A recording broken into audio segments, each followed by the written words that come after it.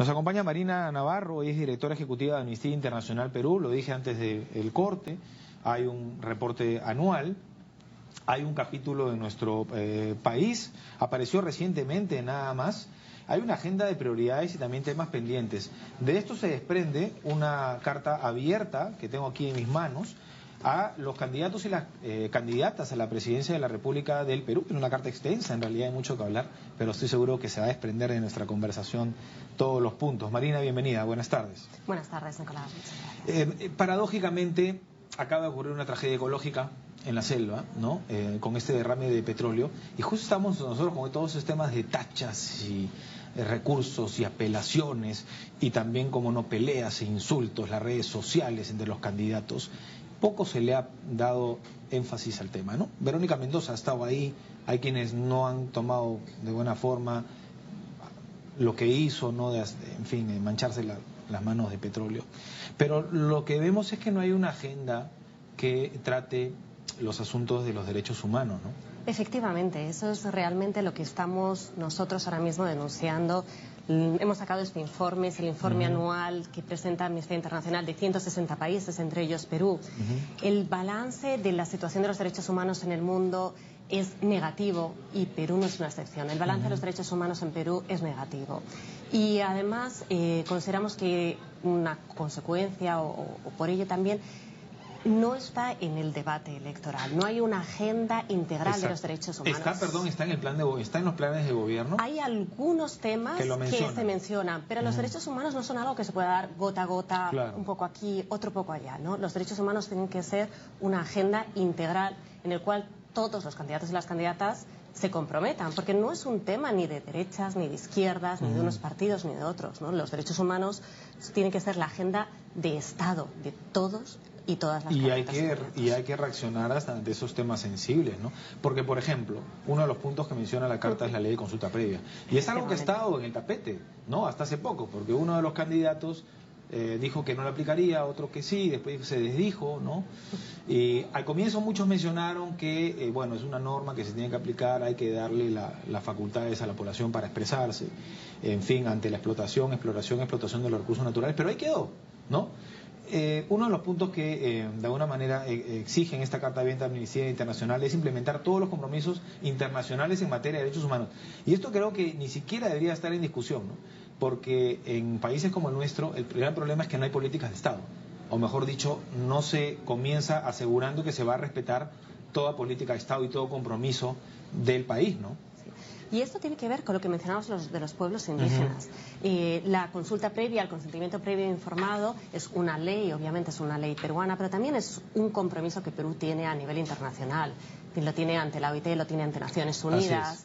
Y es un compromiso que tiene que cumplir. Y no tiene que ir restringiendo. La ley de consulta previa es un avance, pero por ejemplo el año pasado vimos algunas restricciones, como la ley 30-230, en la cual se permiten expropiaciones o se permiten que el impacto medioambiental, la evaluación de impacto medioambiental pueda ser menor, o no se permiten pues dar ciertas sanciones cuando hay un impacto medioambiental. Y entonces eso realmente restringe los derechos de los pueblos indígenas. Entonces hay que tener también en cuenta no solo la ley de consulta previa, sino todas aquellas leyes, todos aquellos procedimientos que no se han estado cumpliendo. Pero la propia ley de consulta previa hay muchos casos en los que las propias poblaciones no eran conscientes de que se les estaba haciendo una consulta previa formal, ¿no? Sobre todo cuando hablamos de proyectos, o sea, cuando ha habido proyectos extractivos, ¿no? Hay una desinformación. Hay una desinformación muy grande. Lo que sí se ha mencionado dentro de la discusión y de pronto del debate, algunos candidatos lo que están promoviendo es darles pues un canon comunal, de alguna manera darles un porcentaje de las concesiones. De esa manera sí se está tocando el tema, pero no se está consultando su opinión. Exactamente, lo que ellos precisamente tienen derecho es a esa consulta y a saber si es eso o no es eso lo que ellos quieren y lo que les permiten cuáles son sus... Por eso yo digo, Marina, es de alguna manera simbólico lo que ha ocurrido lamentablemente en la selva con el petróleo, ¿no? En plena campaña electoral. Sí. ¿Qué hacemos? O sea, no vamos a esperar... El Estado, yo entiendo que está haciendo lo propio y se va a poner las multas que se requiera y se va a dar a las personas las reparaciones que correspondan, ¿no? pero los candidatos los veo que no se inmutan, ¿no? Es una situación muy grave, es una situación en la que se ve claramente cómo los pueblos indígenas están quedando realmente relegados, no se les presta toda la atención que es necesario. Y esto nos lleva al segundo de los puntos que nosotros estamos pidiendo en la carta abierta, porque consideramos que si realmente se tuviera en cuenta la consulta previa, si se realizara conforme a cómo se tiene que realizar, hubiera habido muchos menos conflictos sociales y sobre todo hubiera habido muchos menos conflictos sociales con violencia, ¿no? El precio de la protesta nunca puede ser la vida humana, ni de civiles ni de policías. Y ahí que no hablamos, perdón, solamente de pueblos indígenas, hablamos ahí de toda estamos la hablando de toda la población. Y hay mucha población excluida, ¿no? Además. Efectivamente, pero sí se ha dado mucho en las protestas sociales en los casos en los que los que intervienen pues población indígena y comunidades campesinas, ¿no? Y sobre todo estamos hablando también en proyectos de desarrollo. Y el año pasado nosotros lanzamos 2 acciones urgentes en 2 casos específicos, el de Tía María en Arequipa y el de Las Bambas en Apurímac, porque ambos casos tuvieron pues 4 y 3 muertes respectivamente, impacto, con muchos heridos, o sea, fueron una situación muy grave y hemos estado solicitando que se hagan las investigaciones correspondientes, algo que venimos solicitando cada año que sacamos nuestro informe. Reitero, es un momento muy importante porque todas estas, los proyectos que mencionaba Marina y los casos, muchos de ellos, de queja contra el actual gobierno, pues van a tener de alguna manera un corolario en lo que se viene, ¿no? Porque las protestas entiendo que van a continuar o se van a exigir que se cumplan una serie de demandas, ¿no? Efectivamente, o sea, desde luego van a exigir que se cumplan sus derechos, que se cumpla la consulta, que se cumpla el consentimiento previo informado. O que tal proyecto no se realice.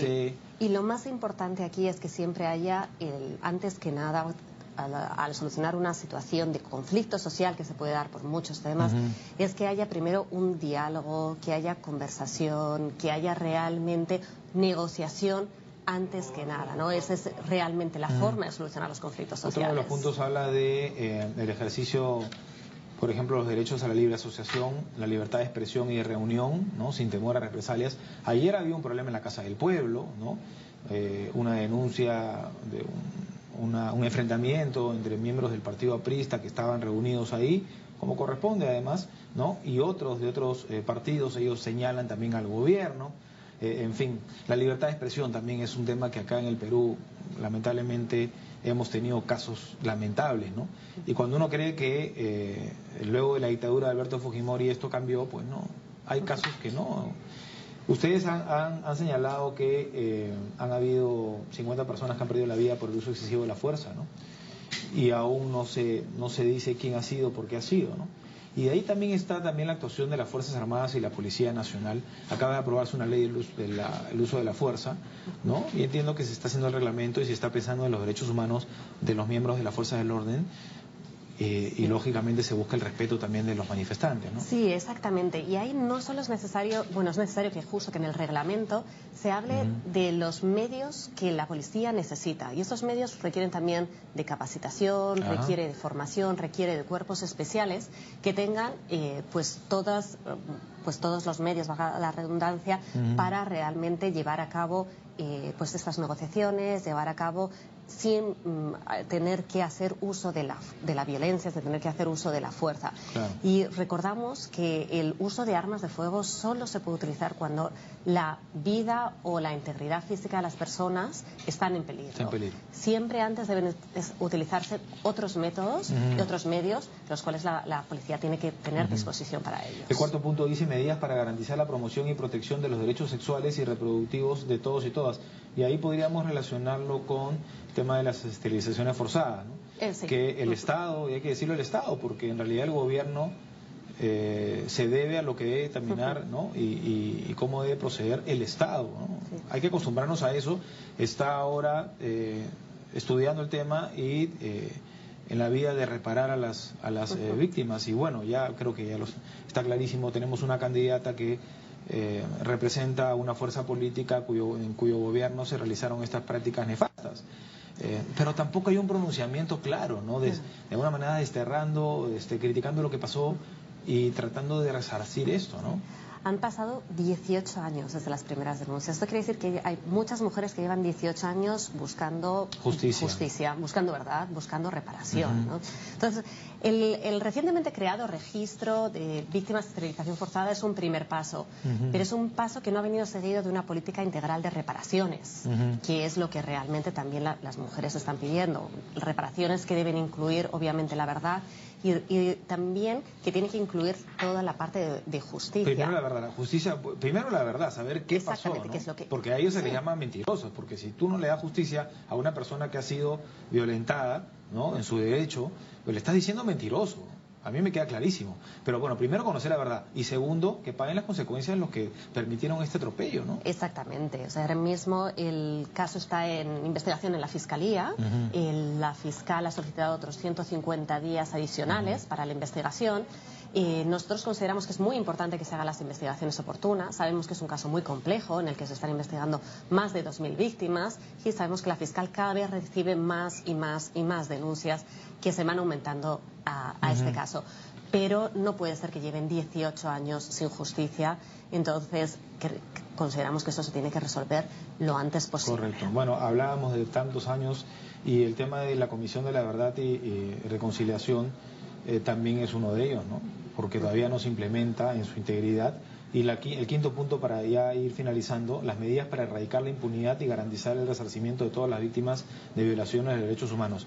Esto era una violación, pero en realidad son muchas, ¿no? Sí, hay muchas. Y en este queremos dar, sobre todo, llamar la atención sobre un punto, y es que hay ciudadanos, ciudadanas en Perú que llevan 30 años buscando a sus seres queridos.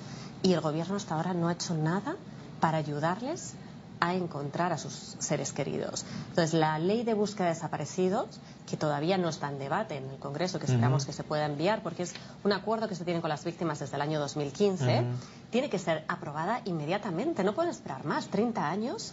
Sí, tenemos que ponernos también en el lugar de estas personas que están buscando a sus seres queridos. Así es. Bueno, y la reparación también, que es importantísimo, ¿no? Solamente se han dado las colectivas, me parece, ¿no? Sí, se han dado las colectivas, se han dado algunas individuales, pero realmente muy poco comparado con todo lo que tiene que hacerse. Bueno, y lo último, medidas para poner fin a la discriminación por razones de orientación sexual e identidad de género. Más aún cuando se ha dado la discusión sobre una ley de unión civil, La ¿no? ley de unión civil, sí, nosotros la verdad es que lamentamos que no se aprobara en un sentido de que no se puede discriminar a ninguna persona por su identidad sexual. Entonces, realmente es algo que se tiene que solucionar ya. Hay también pendiente de aprobación la tipificación de los crímenes de odio por razón de identidad sexual. Entonces, realmente es algo que todavía está pendiente, todavía queda... Correcto, y no olvidemos a la mujer también, ¿no? Porque los casos de feminicidio... Exactamente, terrible, y ¿no? en derechos sexuales y reproductivos también dos aspectos que quiero decir hay claves. Uno es sobre los jóvenes, especialmente las jóvenes, ¿no? Estamos hablando de que el embarazo adolescente en Perú ha aumentado. Estamos en torno a un 15% de adolescentes entre 15 y 19 años que o son madres o están embarazadas. En regiones como Loreto llegamos al 27%. Sí.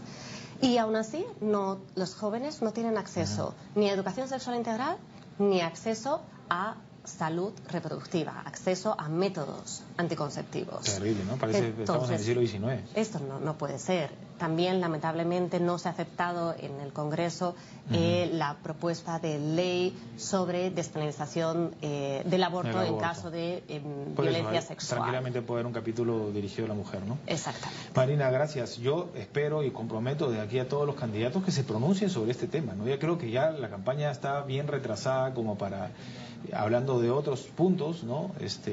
Temas más administrativos, vayamos al tema, al fondo, ¿no? Sí, y también los derechos humanos. Hacer un llamado a todas las personas que nos están escuchando, si quieren también dejar sus puntos a los candidatos sobre derechos humanos o suscribir la carta que nosotros estamos enviando a todos los candidatos, pueden entrar en nuestra página web, amnistia.org.pe, y ahí pueden dejar todos sus comentarios. Gracias, Marina, un gusto. Muchas Suerte gracias. con esta lucha. Nosotros desde aquí también vamos a ayudar para que se difunda este mensaje y que los candidatos van a ser gobierno, se pronuncien, ¿no? Y se comprometan a respetar los derechos humanos y todos los capítulos que hemos mencionado. Gracias a Marina Navarro, directora ejecutiva de Amnistía Internacional Perú. Y gracias a ustedes por habernos acompañado hoy y en esta semana informativa en 7.3 Noticias. Ya viene Rocío Aliaga. Permiso, buenas tardes. Hasta el lunes, buen fin de semana.